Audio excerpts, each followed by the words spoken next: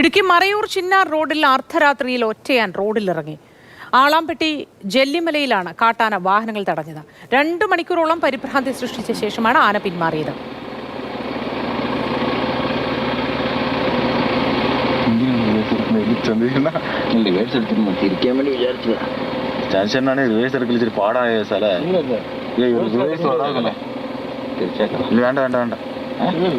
വണ്ടി ഇറങ്ങാൻ പോലെ ഇറങ്ങും.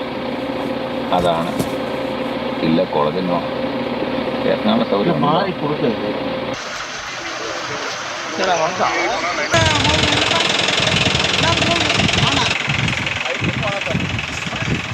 ജെയിനിസ് രാജു ചേർന്ന വിവരങ്ങളുമായി. Jain, good morning. ആന പരിഭ്രാന്തി ഉണ്ടാക്കി പിന്മാറിയ ശേഷം ആ പ്രദേശത്തൊക്കെ തന്നെ തുടരുന്നുണ്ടോ? ഉൾവനത്തിലേക്ക് കയറിപ്പോയോ?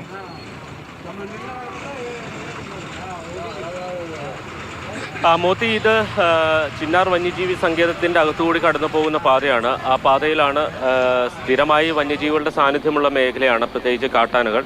ഇന്നലെ അർദ്ധരാത്രിയോടുകൂടിയാണ് ഈ ഒറ്റയാൻ ഈ ചിന്നാർ മറയൂർ അന്തർ സംസ്ഥാന പാതയിൽ നിലയുറപ്പിച്ചത്. 2 മണി മുതൽ ഏതാണ്ട് 4 മണി വരെ ഈ പാതയിൽ ഈ കാട്ടാന നിന്നു. സാധാരണ ഈ റോഡിലേക്ക് ആന കയറിയാൽ വലിയ വാഹനങ്ങൾ വരുമ്പോൾ തനിയെ പതിയെ കാട്ടിലേക്ക് കയറിപ്പോകുന്നതാണ്. പക്ഷേ ഇന്നലെ അതുണ്ടായില്ല. ഇന്നലെ ഏതാണ്ട് 2 മണിക്കൂറോളം അവിടെ ആ റൂട്ടിൽ തന്നെ കാട്ടാന നിലയുറപ്പിക്കുകയായിരുന്നു. ആളാംപെട്ടി ജെല്ലിമല ഭാഗത്താണ് ഈ കാട്ടാന നിലയുറപ്പിച്ചത്.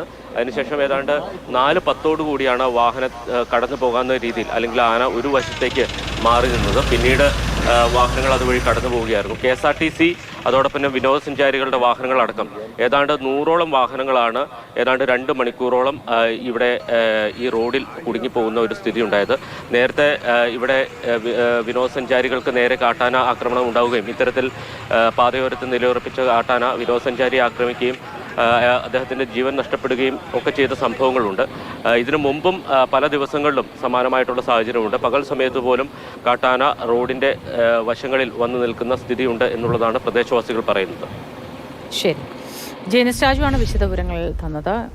ഏതായാലും വന്യജീവി സങ്കേതത്തിനുള്ളിൽ കൂടിയുള്ള വഴിയാണ്, അവിടെയാണ് ഒറ്റയാൻ പരിഭ്രാന്തി സൃഷ്ടിച്ച് പിന്മാറിയത്.